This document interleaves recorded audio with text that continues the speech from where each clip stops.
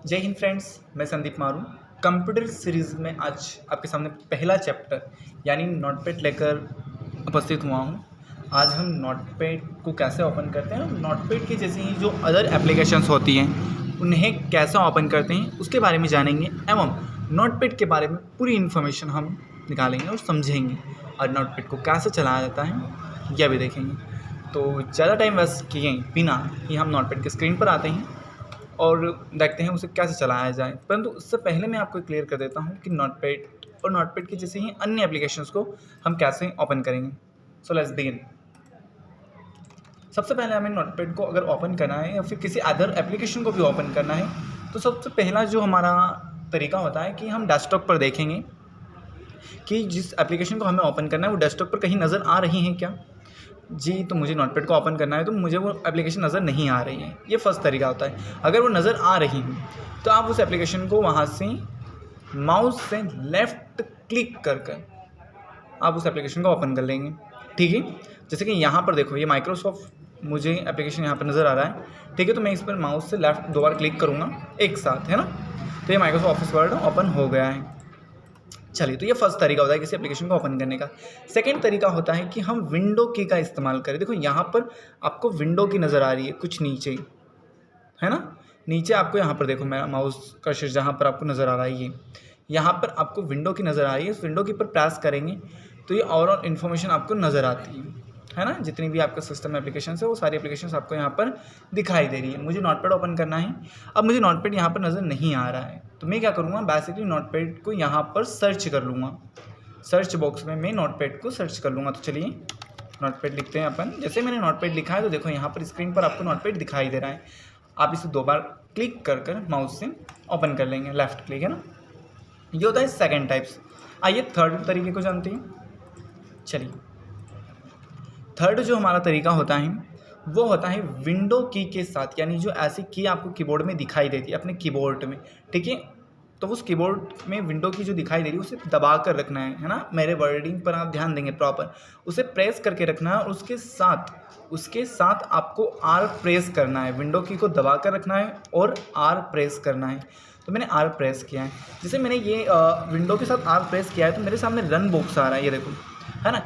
अब run box क्या कहता है, जो भी एप्लीकेशन आपको ओपन करनी है उस एप्लीकेशन का यहाँ पर नाम लिखना है जो आपको डायरेक्टली यहाँ पर एप्लीकेशन को ओपन करके देता है। तो चलिए, मुझे नोटपैड ओपन करना है तो मैंने नोटपैड लिख दिया है एंड एंटर कर दिया है। इस तरीके से हमारी विंडो जो भी एप्लीकेशन है वो हम ओपन कर सकते हैं। तो ये 3 से 4 तरीके होते हैं जैसे हम अपनी एप्लीकेशंस ओपन कर सकते हैं। सो दैट ये तो हुई बात किसी भी एप्लीकेशन को ओपन करने की। चलिए, अब हम आगे बढ़ते हैं। अब हम इसके नोटपैड के बारे में विस्तार से समझेंगे कि कौन सी चीज़ क्या है ना। आई होप आपको सारी चीज़ें प्रॉपर दिखाई दे रही है और अगर कुछ समझ ना आए, ठीक है, तो आप हमें कमेंट बॉक्स में बताएंगे। ओके, सो आगे बढ़ते हैं। देखिए, सबसे ऊपर आपको यहाँ पर अनटाइटल दिखाई दे रहा है ना। मैं इसकी को थोड़ा सा छोटा कर देता हूँ ताकि आपको प्रॉपर और भी अच्छे से नज़र आए। यहाँ पर अनटाइटल दिखाई दे रहा है, अनटाइटल नोटपैड। अनटाइटल का मतलब है कि ये फाइल फ़िलहाल सेव नहीं हुई है। और नोटपैड यानी जिस एप्लीकेशन को आप यूज़ कर रहे हैं उस एप्लीकेशन का नाम। ठीक है, तो यहाँ पर फ़िलहाल ये फाइल सेव नहीं हो रही, नोटपैड लिखा होती है। जो ऊपरी हिस्सा होता है इसे हम टाइटल बार बोलते हैं। क्या बोलते हैं? Title bar. टाइटल बार के बाद इधर थोड़ा सा नीचे आते हैं तो ये फाइल टैब है, इनको हम टैब बोलते हैं। File tab, edit tab, format tab, view tab, help tab, है ना। टैब के बाद जो ये मेरा कर्सर ब्लिंक हो रहा है ना, जिसे हम बोल सकते हैं हमारी मारवाड़ी में मतलब जब हो रहा है, ठीक है। तो ये जो ब्लैंक एरिया है इसको हम बोलते हैं टेक्स्ट एरिया, है ना, जहाँ, या फिर वर्किंग एरिया, आप कुछ भी बोल सकते हैं, टेक्स्ट एरिया, वर्किंग एरिया, ठीक है, जहाँ पर हम अपना काम करते हैं। नीचे जो आपको लाइन दिखाई दे रही है इसको हम स्टेटस बार बोलते हैं। आइए, तो फिलहाल जैसे कि सबसे पहले ही मैंने आपको सेव का बोला कि फाइल सेव रहेगी तो यहाँ पर फाइल का नाम दिखाया जाता है। तो जो टाइटल बार होती है, टाइटल बार में क्या होता है एक्चुअली कि जो भी हम फाइल का नाम सेव करते हैं उस सेव की गई फाइल का नाम हमें टाइटल बार में दिखाया जाता है। टाइटल बार यानी ऊपरी हिस्सा। और जब तक फाइल सेव नहीं होती है तब तक वहाँ हमें अनटाइटल्ड दिखाया देता है ना। अच्छा, तो फाइल सेव कहाँ से करेंगे, है ना भैया। अब ठीक है, आपने सेव तो बता दिया, बट फाइल सेव कहाँ से करेंगे। तो चलिए, फाइल सेव कैसे करते हैं आइए समझते हैं। तो यहाँ पर फाइल ऑप्शन पर जाना है। फाइल ऑप्शन पर जाने के बाद आपको यहाँ पर सेव ऑप्शन दिखाई दे रहा है, इस सेव ऑप्शन पर क्लिक करना है। या फिर आप शॉर्ट की यानी कि डायरेक्टली भी आप इसका इस्तेमाल कर सकते हैं। Ctrl+S प्रेस करेंगे तो सेव का डायलॉग बॉक्स आपको दिखाई देगा, है ना। इन डायलॉग बॉक्सों को आप इनके टाइटल हिस्से यानी टॉप हिस्सा जो होता है इसका, इससे माउस से लेफ्ट पकड़ कर, है ना, लेफ्ट क्लिक कर कर ऐसे ड्रैग कर सकते हैं ना, इधर उधर एडजस्ट कर सकते हैं, है ना। तो यहाँ पर आप जैसे ही सेव ऑप्शन पे क्लिक करते हो तो यहाँ पर सेव का एक डायलॉग बॉक्स आता है और यहाँ पर फाइल नेम, ठीक है, फाइल नेम, जहाँ पर आपको अपनी फाइल का नाम लिखना है। फॉर एग्जाम्पल आप स्कूल में पढ़ते हैं और आपको हिंदी के टीचर पढ़ा रहे हैं और हिंदी के टीचर ने बोला बेटा फैन नोट बनाना है, ठीक है। तो फैन नोट बनाना तो आप नाम लिखोगे और फिर हिंदी फैन नोट लिखोगे ना, क्योंकि हिंदी के टीचर ने बोला है, ठीक है। ऐसे ही आप जो फाइल्स बनाते हो तो वो फाइल्स आप किस टॉपिक पर बना रहे हो वो भी नाम दे सकते हैं या फिर आप अपना भी नाम दे सकते हैं, ठीक है। परंतु मेरा सजेशन है कि जैसे आप वहाँ फैन नोट में हिंदी फैन नोट लिख रहे हैं जिससे आप उसकी बहुत कम टाइमिंग में पहचान कर सकते हैं, ठीक है। ऐसे ही जब आप फाइल भी बनाएं तो आप फाइल का नाम वही दें जिस टॉपिक पर आप काम कर रहे हैं, ठीक है। जैसे कि आप इंडियन पॉपुलेशन की कुछ रिपोर्ट बना रहे हैं तो आप वही नाम दें, ठीक है, ताकि आप फटाफट उसे देख पाएँ, क्योंकि आप एक फाइल तो बनाएंगे नहीं ना, बहुत सी फाइलें बनाएंगे, ओके। तो आप मेरी बात समझे होंगे, ओके। चलिए, तो मैं फाइल का नाम दे देता हूँ इंट्रो, है ना, क्योंकि मैं इंट्रो फाइल बना रहा हूँ मेरी बेसिकली। तो मैंने फाइल नेम दे दिया है इंट्रो। उसके बाद आपको लेफ्ट साइड में कुछ लोकेशंस दिखाई दे रही है। लोकेशंस यानी फाइल रखने की जगह। फॉर एग्जांपल आप अपने घर को सामान लाए हैं, ठीक है, तो उस सामान को आप कहाँ रखेंगे, तो जहाँ पर भी आप उस सामान को रख रहे हैं वो जो रखने की जगह, उस जगह को हम लोकेशन बोलते हैं, ठीक है। ठीक है, ऐसे ही हमने फाइल तो बना ली है बट अब फाइल को जहाँ पर भी रखेंगे वो कहलाती है लोकेशन, ओके। तो मैं फाइल को रखना चाहूँगा डेस्कटॉप पर, तो मैंने डेस्कटॉप सिलेक्ट किया है ना। अब एक चीज़ ध्यान रखना है, आपको फाइल सेव करते समय ये दोनों चीज़ें ध्यान रखना है विद स्पेलिंग, कि फाइल का नेम क्या है और फाइल कहाँ पर रखी गई, यानी किस लोकेशन पर हमने सेव की है ना। ये दोनों चीज़ें ध्यान में रखनी है, क्योंकि आप फाइल सेव करने के बाद उस फाइल को ओपन भी करेंगे तो आप जब ओपन करते हैं तो ये दोनों ऑप्शन पूछे जाते हैं,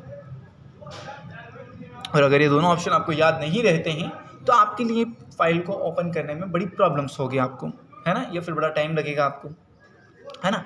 ठीक इसी प्रकार से जैसे कि आपके घर में आप कुछ सामान लेकर आए थे बट आपको याद नहीं है कि क्या लेकर आए थे और कहाँ रखा गया था, तो अब उस सामान को आपको ढूंढने में बड़ी ही प्रॉब्लम्स होने वाली हैं, है ना। मिल जाएगा परंतु बहुत ज़्यादा टाइम लगेगा, ठीक है। ऐसे ही जब फाइल बना रहे हैं, सेव कर रहे हैं, तो आपको फाइल का नाम ध्यान रखना है और फाइल कहाँ पर सेव की जा रही है ये भी ध्यान रखना है। चलिए, तो ऑब्वियसली आपको मेरी बातें समझ आई होगी और मैं सेव ऑप्शन पर क्लिक करता हूँ अब, जिससे हमारी फाइल प्रॉपर तरीके से यहाँ पर सेव हो चुकी है ना। जैसे ही मैंने फाइल का नाम लिखा है तो अब मेरी अनटाइटल्ड की जगह यहाँ पर मेरी फाइल का नाम शो हो रहा है, दिखाया जा रहा है। तो ऐसे हमें फाइल को सेव करना है। फाइल को सेव करते समय किन दो बातों को ध्यान रखना है मैंने ये भी क्लियर कर दिया है। चलिए, अब नेक्स्ट ऑप्शन की ओर बढ़ते हैं।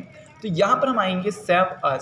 सेव एज का बेसिक मतलब है कि जो फाइल आपने बनाई है उस फाइल के नेम में या लोकेशन में आप किसी भी टाइप का चेंजेस कर सकते हैं, बदलाव कर सकते हैं। जैसे मैंने इंट्रो लिखा है परंतु मैं इंट्रो की जगह परिचय फाइल लिखना चाहता हूँ, है ना, परिचय फाइल, ठीक है। और मैं इसे डेस्कटॉप की जगह अब रखना चाहूँगा डाउनलोड्स में, ठीक है, एंड सेव कर दिया।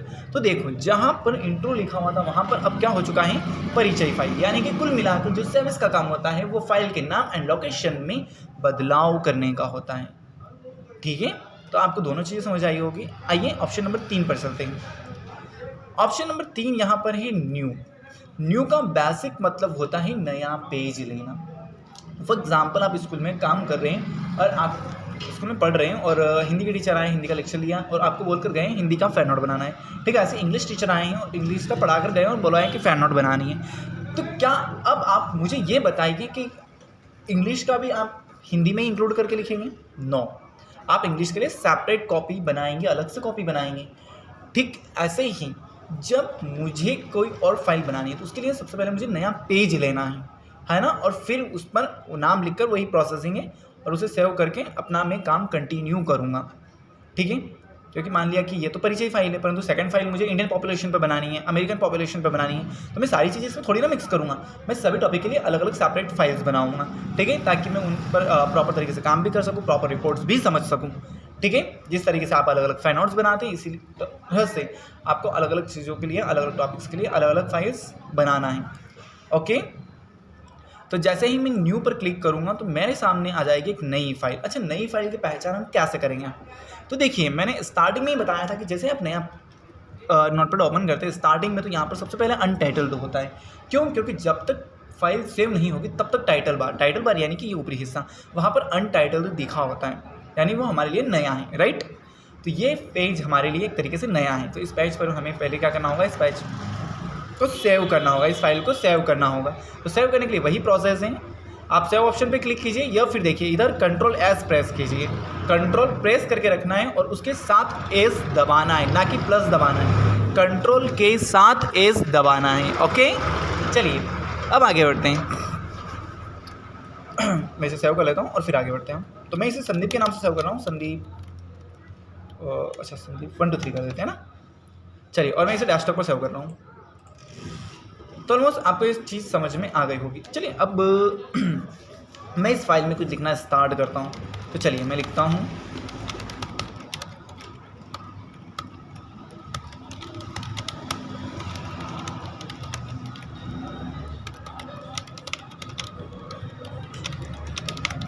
ओके। तो ये मैंने कुछ लिखा है। अब देखिए, मैंने कुछ लिखा है और मैं इसे क्रॉस कर रहा हूँ, यहाँ से कैंसिल कर रहा हूँ और डोंट सेव पर क्लिक कर रहा हूँ, है ना। यानी कि इस फाइल जो लिखा हुआ कंटेंट है उसे सेव मैं नहीं कर रहा हूँ, डोंट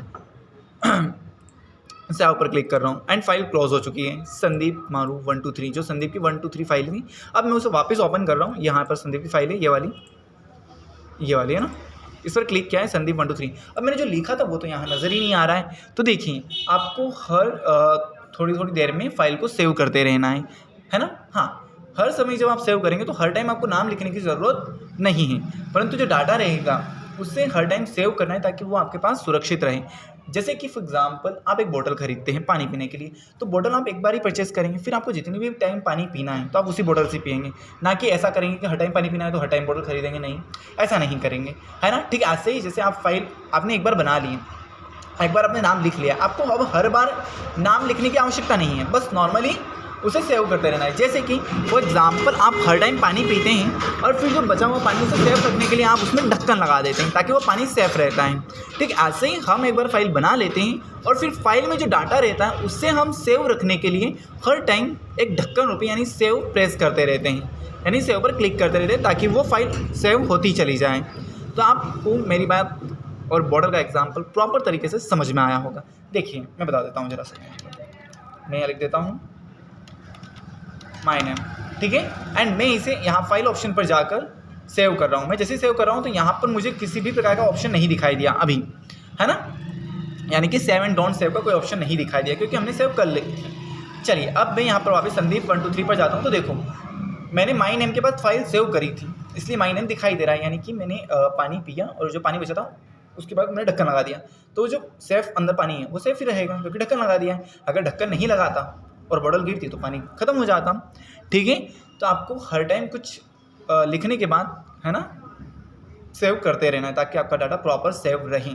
ऑलमोस्ट आप मेरी बात समझ गए होंगे। चलिए नेक्स्ट टॉपिक, चलिए नेक्स्ट चीज़ पर आते हैं हम। तो यहाँ पर ओवरऑल आपको सारी चीज़ें समझ में आ गई। न्यू विंडो एक सेम एज इट इज़ ऐसे ही विंडो ओपन होती है आपके सामने, देखिए, ठीक है। मैं इसे क्लोज कर देता हूँ। उसके बाद यहाँ पर आता है पेज सेटअप।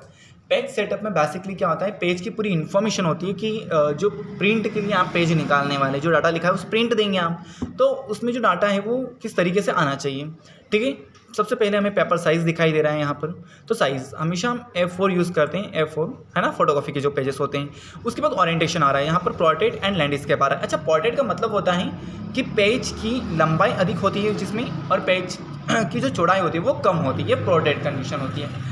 लैंडस्केप में क्या होता है, उसकी लंबाई जो होती है वो कम होती है एंड जो चौड़ाई होती है वो अधिक होती हैं। ओवरऑल आपको चीज़ें समझ आई होगी। मार्जिन यहाँ पर left, right, top and bottom, यानी कि पेज की आइट साइड छोड़ी जाने वाली जगह। अच्छा, क्यों छोड़ी जानी चाहिए? देखिए भाई साहब, हाँ, आप जब पेज प्रिंट करवा लेते हैं और अगर मार्जिन नहीं छुड़वाते तो आप पेजेस को फिर स्पाइरल करवाते हैं ना, पेज को कनेक्ट करवाते हैं, है ना, ये पिंचिस से अटैच करते हैं। तो जब अटैच करते हैं तो अगर आप कॉर्नर टू कॉर्नर रखेंगे, अगर मार्जिन नहीं छोड़ेंगे तो आप फिर कॉर्नर से पिंचेस लगाएंगे, है ना, तो जिसमें आप फिर आप वर्डिंग को प्रॉपर नहीं देख पाएंगे कि कॉर्नर पर क्या लिखा हुआ है। इसलिए हम मार्जिन को छोड़ देते हैं, थोड़ी सी स्पेस छोड़ देते हैं। देखिए यहाँ पर है ना, छोटी सी स्पेस छुटी हुई है, तो उससे क्या है हमें पता, जब हम स्पाइरल करते हैं, पिंचेस करते हैं, तो हमें प्रॉब्लम नहीं आती है वर्ड्स को देखने में। इसीलिए हम मार्जिन्स का इस्तेमाल करते हैं। 0.5 मार्जिन ठीक रहती है। ओके, हेडर ऊपर का हिस्सा होता है, यानी कि पेज के बारे में कोई एडिशनल इन्फॉर्मेशन ऐड करना है तो आप हेडर दे सकते हो। हेडर हमेशा टॉप हिस्सा होता है। एंड फुटर पेज का नीचे का हिस्सा होता है, ठीक है। जैसे कि फॉर एग्जांपल आपने कई बुक्स देखी होगी, तो बुक्स में कंटेंट तो लिखा हुआ रहता है, बट ऊपर डेट लिखा हुआ रहता है, या फिर बुक का नाम लिखा हुआ रहता है, या फिर पेज नंबर्स रहते हैं। एडिशनल जो भी इन्फॉर्मेशन होती है उस पेज बुक के बारे में, है ना, वो हम हेडर एंड फुटर के थ्रू से ऐड कर सकते हैं। तो ऑलमोस्ट आपको पेज सेटअप का समझ में आया होगा। ये प्रीव्यू जो है, प्रीव्यू आपको बताता है, फॉर एग्जाम्पल प्रीव्यू का क्या मतलब होता है।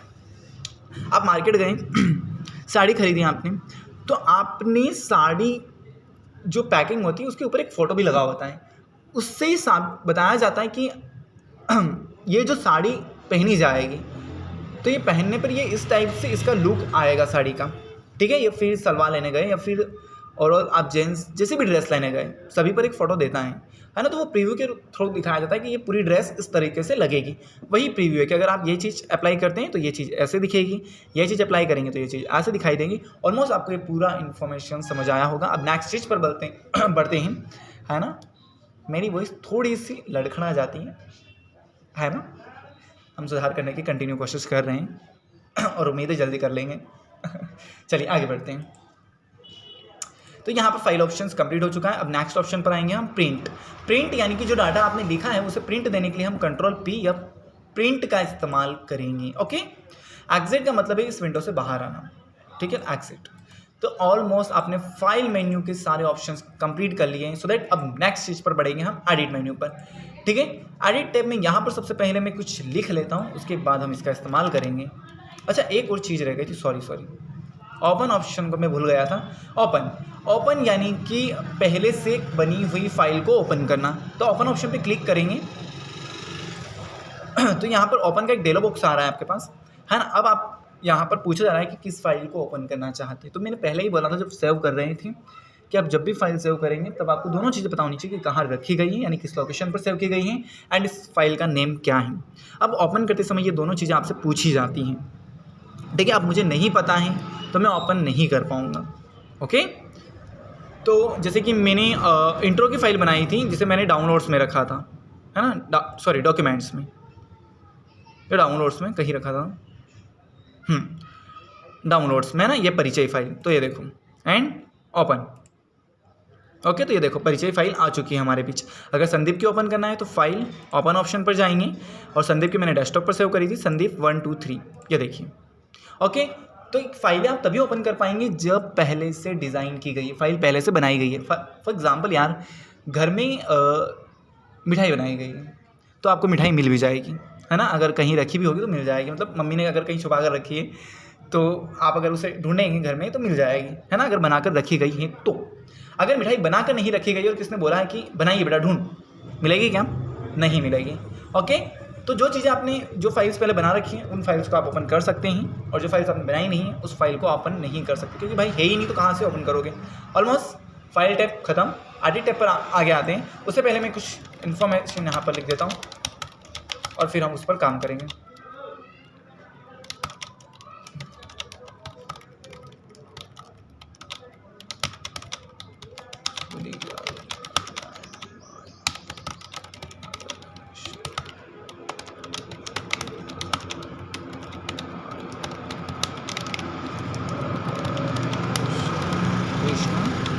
ओवरऑल मैंने यहाँ पर कुछ लाइंस लिखी हैं, है ना, समथिंग 2 लाइन्स हैं। चलिए, तो यहाँ पर सबसे पहले एडिट ऑप्शन पर आते हैं। एडिट ऑप्शन में सबसे पहले हम देखेंगे कॉपी को। कॉपी देखो, अब एक चीज़ मैं बता देता हूँ कि जब भी आप किसी एप्लीकेशन में काम करेंगे तो यहाँ पर सिलेक्शन बहुत ज़्यादा ज़रूरी होते हैं। सिलेक्शन फॉर एग्जांपल, मुझे पानी पीना है, तो मुझे पानी पीना है तो मैंने पानी को पहले क्या किया है, सिलेक्ट किया है अपने दिमाग में, राइट। इसी प्रकार से आपको जिस चीज़ पर काम करना है उसे पहले यहाँ पर फाइल में सिलेक्ट करना होगा। किसी भी एप्लीकेशन पर आप काम करें, किसी भी फाइल पर आप काम करें, सबसे पहले आपको सेलेक्ट करना होगा। तो जैसे कि मुझे यहाँ पर mother name is fully by, इसकी डुप्लीकेट कॉपी बनानी है, यानी इसका कॉपी करना है मुझे। तो कॉपी करना है तो मुझे इस वर्ड का कॉपी करना है, इसलिए मुझे पहले इसे सेलेक्ट करना होगा। सिलेक्ट करने के बाद मुझे इसका कॉपी करना है, तो मैं एडिट ऑप्शन पर जाऊँगा एंड यहाँ पर कॉपी ऑप्शन पर क्लिक करूँगा और उसके बाद मुझे इसी लाइन को नीचे रखना है, सेम टू सेम। कॉपी यानी नकल होता है। भाई ए नाम के व्यक्ति ने लिखा है इंडिया इज़ ग्रेट, और बी नाम के व्यक्ति ने भी यही लिखा है इंडिया इज़ ग्रेट। दोनों को कोई लॉस हुआ है? नहीं हुआ है। ए नाम वाले का भी कोई लॉस नहीं हुआ है, बी नाम वाले का भी कोई लॉस नहीं हुआ है, ठीक है ना। और इंडिया इज़ ग्रेट ए नाम वाले के पास भी लिखा हुआ है और उसी के देखे यानी नकल कर लिया बी वाले ने भी, तो उसके पास भी आ गया है सेम वही कंटेंट, ठीक है। तो नकल में भाई ये जो mother name is fully by, यही नेम अब मैं चाहता हूँ कि यहाँ नीचे लाइन पर लिखा मिले मुझे। तो मैं इस नेम को क्या कर दूँगा, कॉपी करने के बाद मैं इसे पेस्ट कर दूँगा। तो देखिए यहाँ पर भी ये नाम है और यहाँ पर भी है। कॉपी यानी नकल, ठीक है। जैसे कि मुझे भैरूलाल जी चाहिए, तो मैंने भैरूलाल जी को सिलेक्ट किया, एडिट पर गए, कॉपी किया और मुझे जस्ट इसके पीछे चाहिए नेम। एडिट पर गए एंड पेस्ट, कॉपी किया और फिर पेस्ट कर दिया। ना कॉपी में कोई दिक्कत आ रही है ना पेस्ट में कोई दिक्कत आएगी। अब आपको कॉपी की जो शॉर्ट की होती है वो कंट्रोल सी होती हैं, पेस्ट की जो शॉर्ट की होती है वो कंट्रोल वी होती हैं। अब हम समझेंगे कंट्रोल एक्स, है ना। अब मैंने जैसे कि यहाँ पर कुछ लिखा है इंडिया लिखा है, अब मुझे ये इंडिया यहाँ नहीं चाहिए, मुझे ये इंडिया यहाँ चाहिए। फॉर एग्जाम्पल आप फैन नोट बना रहे हो और वहाँ पर आपके पास 50 पेजेस की फैन नोट है, ठीक है। तो आपका क्या हुआ कि आप फैन नोट बना रहे थे और अचानक से जो एक पेज गलत लिखा गया आपसे, जो 7 नंबर का पेज है आपका, 7 नंबर का जो पेज है उसको 49 पर होना था, ठीक है, बट गलती से वो वहाँ पर आ गया है। तो आप क्या करते हैं, उस पेज को वहाँ से फाड़ते हैं, है ना, निकालते हैं और उसे जहाँ पर लगाना है वहाँ अटैच कर देते हैं। यही प्रोसेस होती है ना। और जब वहाँ से निकालते तो वो पेज वहाँ दिखाई देगा ही नहीं, ऑब्वियसली वो कहीं और दिखाई देगा जहाँ पर आपने उसे लगाया है, ठीक। अब हम वही करने जा रहे हैं, यानी कट करने जा रहे हैं। तो मैंने सिलेक्ट किया है और यहाँ से कट किया है, यहाँ से कट किया है तो यहाँ नज़र नहीं आएगा वो। अब आप उसे जहाँ पर भी रखेंगे वो वहाँ नज़र आएगा, ओके। तो जो मैंने कट किया है मैं उसे भी पेस्ट कर दूँगा। तो ऑलमोस्ट आपको कट कॉपी पेस्ट समझ में आ गया होगा। कट क्या करता है, एक स्थान से जाता है दूसरे स्थान पर, कॉपी क्या करता है, वहाँ पर भी रहता है और नेक्स्ट स्थान पर भी जाता है। और इन दोनों की प्रोसेसिंग को फिल पूरी कौन करता है, पेस्ट। कट करोगे तब भी पेस्ट करोगे, कॉपी करोगे तब भी पेस्ट करोगे। पेस्ट की जो शॉर्ट की होती है वो कंट्रोल वी होती है और जो कट की शॉर्ट की होती है वो कंट्रोल एक्स होती है। ऑलमोस्ट यहाँ तक तीनों चीज़ें समझ आई होगी। नेक्स्ट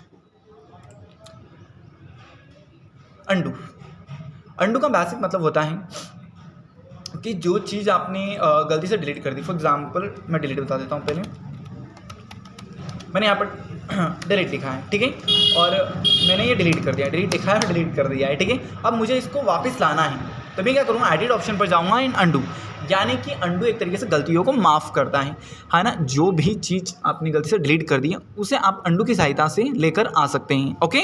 नेक्स्ट यहाँ पर हम आते हैं डिलीट। तो डिलीट आप ऐसे भी कर सकते हैं, नॉर्मली सिलेक्ट करेंगे एंड डिलीट ऑप्शन, ठीक है। तो ये ओवरऑल सारे ऊपर के ऑप्शंस खत्म हो चुके हैं। अब नेक्स्ट आता है सर्च विद बिंग।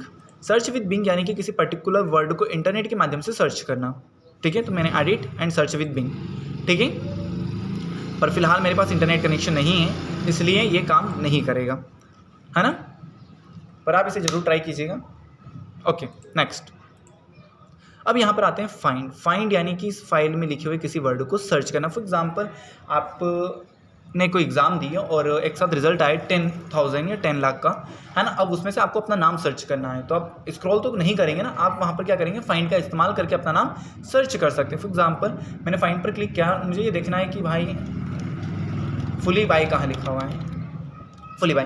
अब यहाँ पर डायरेक्शन है, आपको ऊपर और नीचे दोनों चेक करने होंगे, ठीक है।